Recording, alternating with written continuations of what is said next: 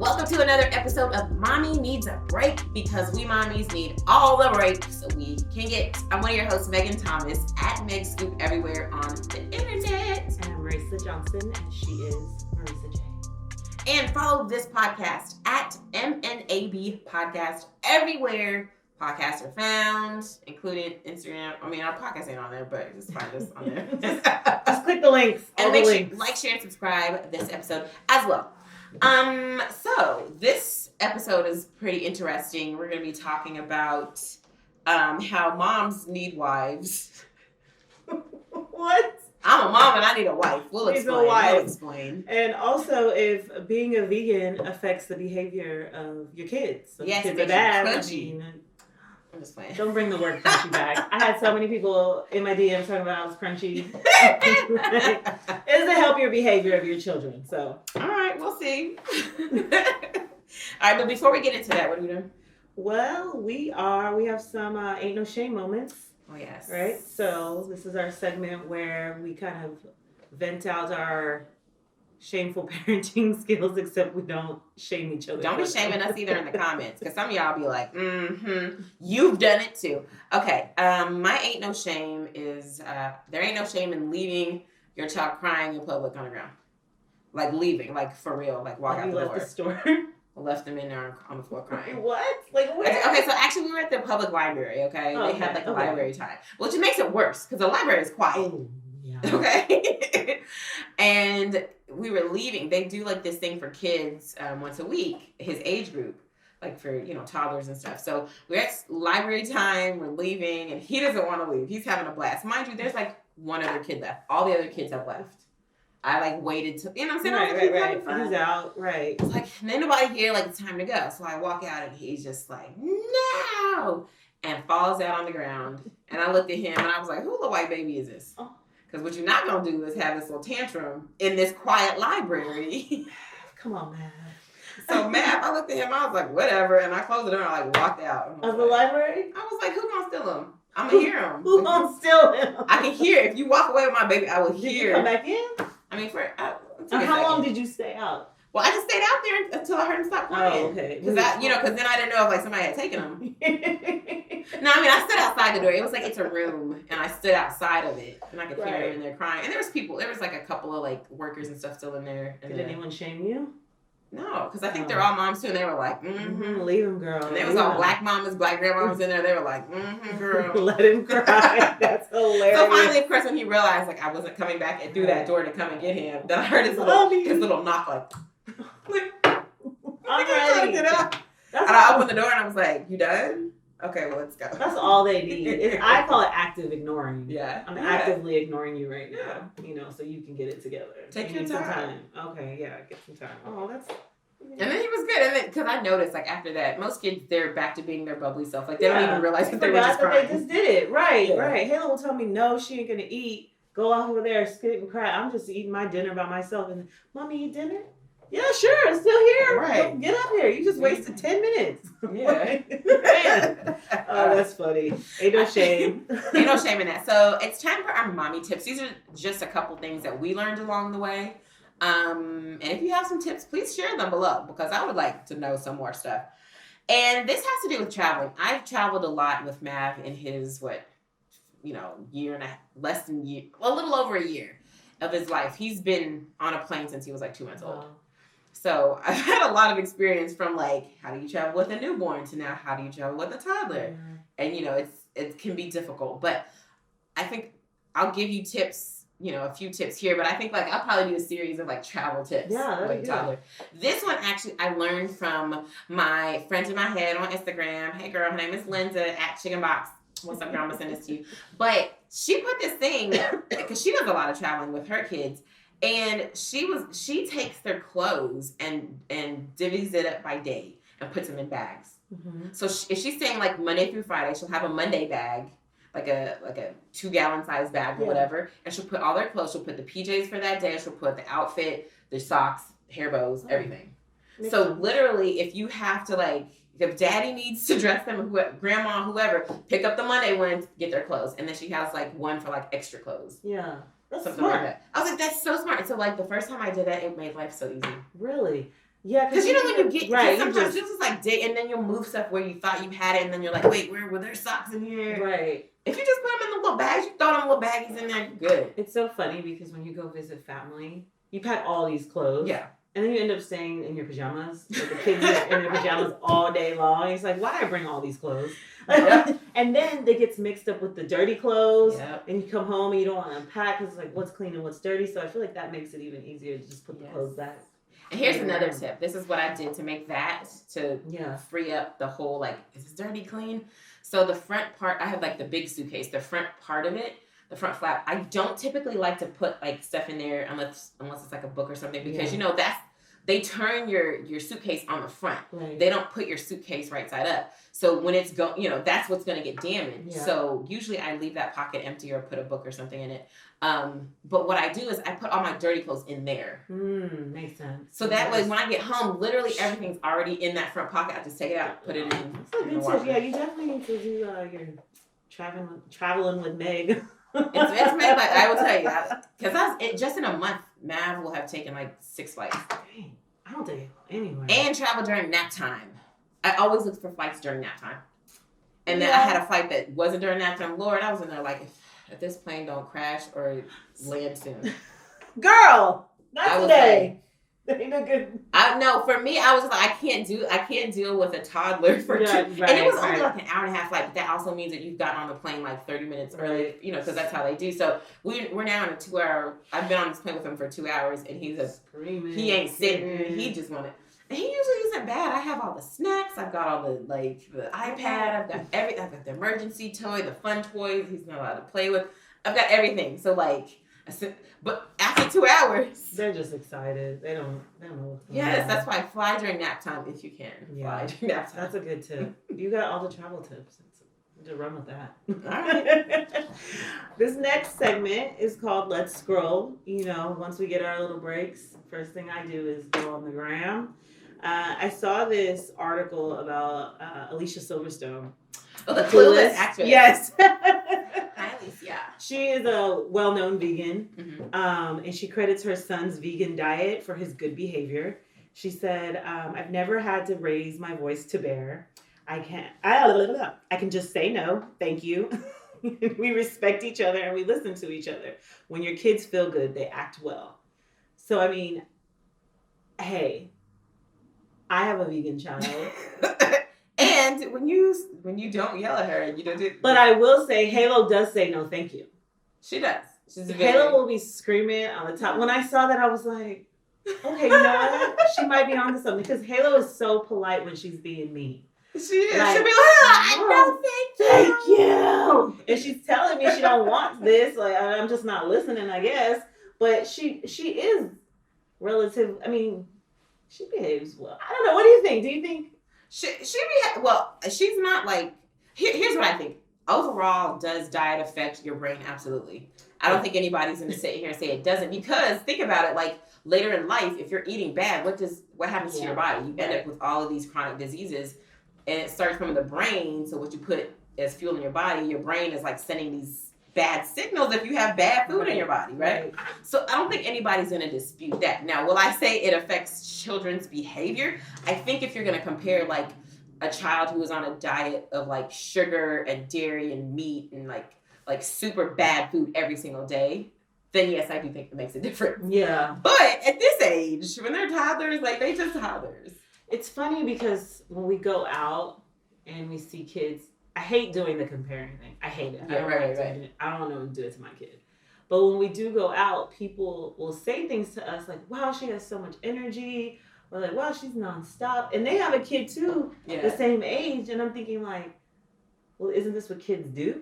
They're just they're not created equal. I've learned that myself, because I've felt like there's been a couple times where I've taken Mav on a play date and I feel like bad, because they'll say that to me, because he can climb, and I've like been to the point where I was scared, like, does he have ADHD? Like, I've looked it up, I've done like plenty of research to be like, does my child have an issue? And it's like, no, at this age, this is what they do. Some children are just quiet and they're more reserved and that's their personality. So I believe Alicia Silverstone has a son who is stoic, quiet, like he's got a real gentle spirit. Right. Matt don't have no gentle spirit. Okay, he be climbing bunk beds and he can barely walk. So right. Terrell's analogy is like she don't got all that food to hold her down.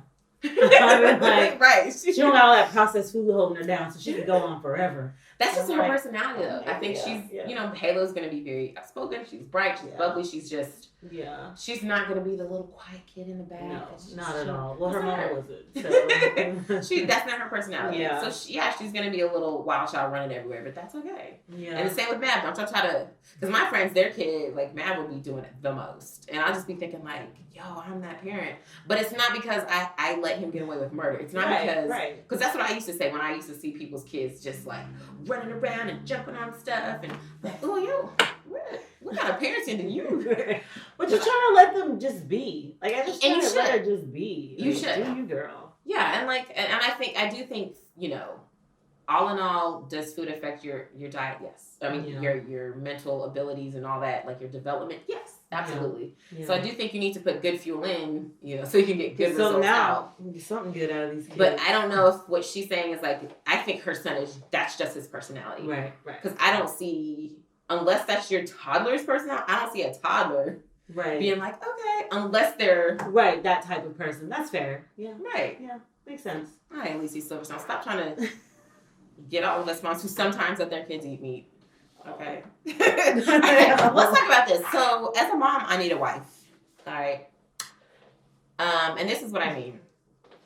Shout out to all the lesbians out there, but that's not what I'm talking about. Okay. Not for sexual needs. I need a wife for home needs. Okay. A maid? No, I need a wife. Because there's a difference between a maid and a wife. And I'm going to tell you how that came about. There's a story that came out. There is a CEO mom in Silicon Valley. She's a CEO, right? She's busy. She's a single mom. She's got 10-year-old twins. And she posted a job ad for a nanny. But she titled it like nanny / house manager / like chef.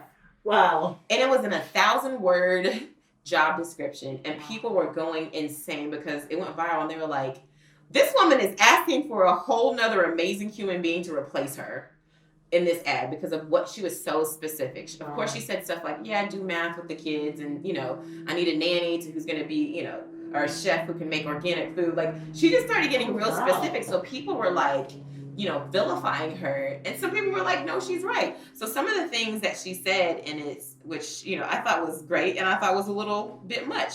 She said she needed so she's like, I need someone to watch the kids, all that stuff. I need a house manager. But then she said she needed someone to conduct research for vacation options based on the criteria, populate information in an Excel spreadsheet, book the vacations, track the vacation expenses in Excel, including the vacation home deposits getting returned. So I was like, that's not a personal assistant, man. Right. So that was one thing. I was like, you need an accountant and a personal assistant right there. And then she was like, I need someone to make recommendations regarding using credit card points to book vacations versus paying cash. So maybe that's an assistant. That's not your nanny. That's what she would. These are all the things she would do as the. Right. So, but as a wife, like that's what you do, right? You do those kind of things. You clean, you cook, you do all that, but you also like have to decide: are we gonna pay for this vacation with the points? Or are we gonna use the cash? Which one's better? Right. And then she says, assist 10-year-olds with light homework and long division, subtraction, and writing. Play math games with them, such as how much fish should we buy today for 5 of us, and how long will it take for us to drive in the snow from if it's 150 miles and we go 50 miles an hour. This was in the job description? This was in the job description. I was like, look, I can't do this new math they got. The long division, new math. Ma'am, I'm already disqualified. And if we're riding in a car, I don't know the answer of how long it's going to take us to drive 150 miles. She needs a critical thinker. She needs on her toes. Right. And then it says someone to build alliances with other kids' parents and nannies and arrange play dates and joint travel with other families. So she needs a wife. This CEO needs a wife to help her. Not another nanny, not just a regular nanny.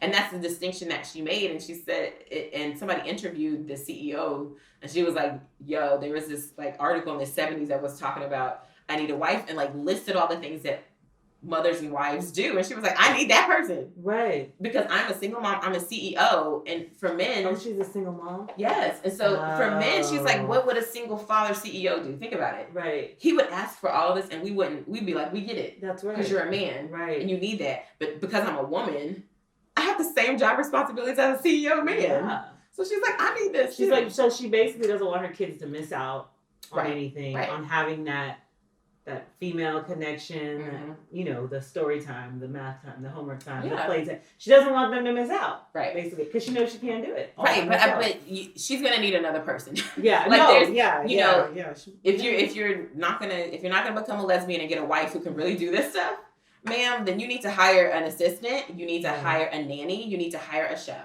a tutor. You are a CEO. You can afford it. Yeah.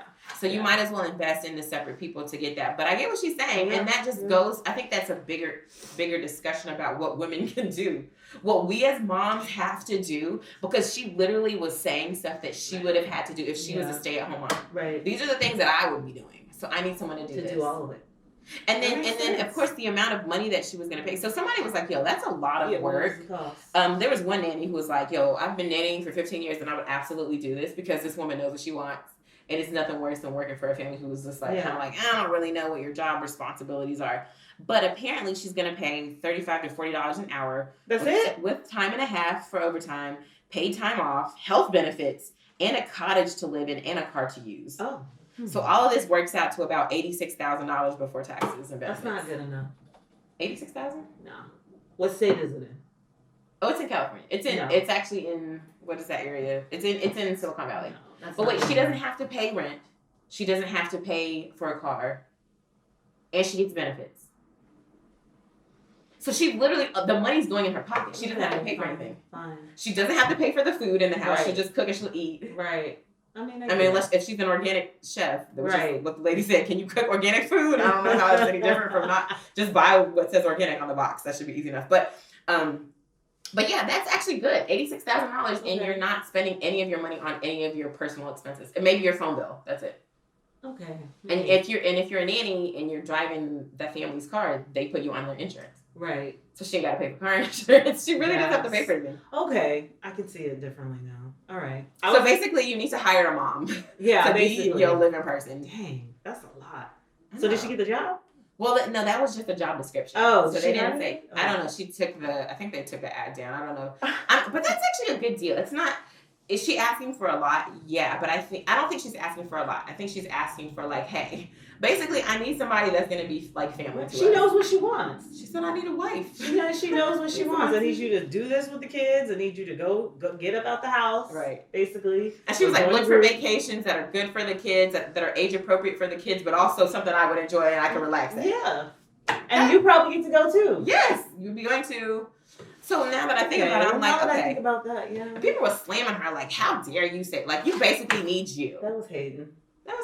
If you got the money to get somebody like you, why not? Look, if I had a chef that could cook organic, vegan meals. Oh my gosh. Heaven. I need a chef. I need everything. To come home and then just to be able to just like hang out with your family and not have to do all those things. And that's what this CEO was paying for. Right. She's like, I will pay $86,000 and benefits. That's true. So I can come home after my long, hard day and just sit and talk to my kids and play with them. Yeah. I ain't got to do none of the unfun stuff. Like, because that's the unfun stuff as moms. Like, we have to sit and do homework that we don't even understand. We have to sit and clean. Like, I don't want to clean nothing. No. I got to clean this house. Make dinner. And I got a baby that wants me to hold him while I'm making dinner. Like, I'd rather just hold him and let somebody else make dinner. Yeah. Oh, I'll be so down. Oh my gosh. I'll be down. Man, we need to put some. Those goals. Hey, can we nanny share or something? I need some help. I need somebody. Oh, well. Any other? Wait. Oh, I lost my. Sorry, guys. Okay, yes. So what are we on to next? I think that's it. Yeah. So, like we leave you here with our last segment, I'm Fine, which is a time where we like to leave you something mentally, spiritual, inspiring, all that good stuff. Megan has. I have a quote today. This quote is mine. This is what I'm telling people. Mine. It's my quote, okay? Because I needed to tell myself this quote today. You can't do it all. Really? Only God can, and even He took a day off. Saturday? Yeah, I mean, technically the Sabbath is Saturday, so yes, you take a day off. So I say all that to say, like, because we always try to get so much stuff, like, I have to do this, I have to do this, I have to do this. And then you go to sleep and your mind is racing and you're like, oh, I didn't do this, and this, I got to do this tomorrow because I didn't. Even God took a day off, okay? And he made everything. Mm-hmm. So if he can allow himself some time to rest, like, clearly we can too. Yeah, I agree.